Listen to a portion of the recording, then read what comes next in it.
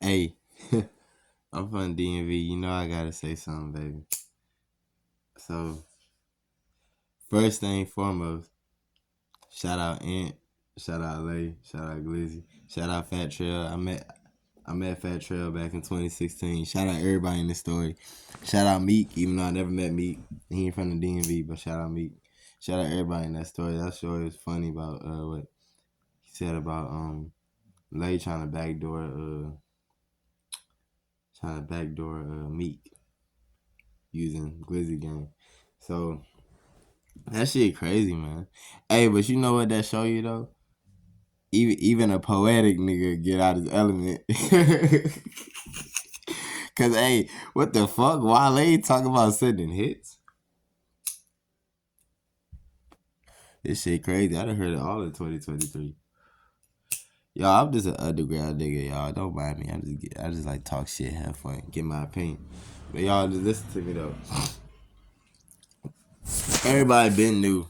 I don't know why he acting like. I don't know why Ant acting like niggas didn't know that Wale and Meek ain't like each other. Like niggas been knew that shit.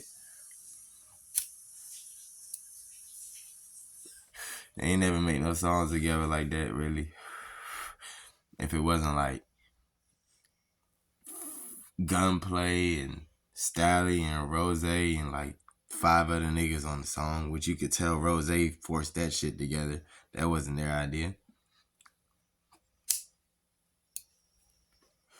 Shout out Rose too. I used to work at Wingstop, East Memphis, one off Winchester. That's one of his Wingstops. Shout out Rose too. But yeah, man, that's a funny story. That's an interesting story. I gotta chime in. Uh, I think at that time, I think Wale was mad because his style just wasn't the style that people wanted. But I like both their music. Um, I like Wale and I like Meek. I ain't got a favorite. I like both their music. Um, that's just a funny ass story though. I don't think Ant lying though. I mean I do think he probably did that. But I think he's exaggerating to like the extent of like he probably didn't want the man killed. He probably wanted him like embarrassed. Like he probably wanted somebody to take the DC chain off his neck or some shit. You know what I'm saying?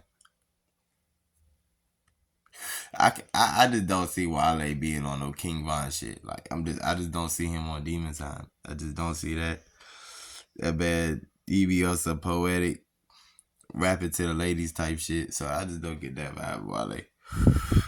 But I think it's some truth to that story. And I think the person who got played the most in the situation is actually Fat Trail. I'm gonna tell you why.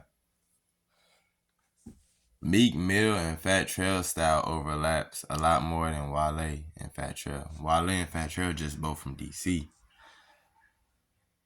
I met Trail my very last day in the DMV.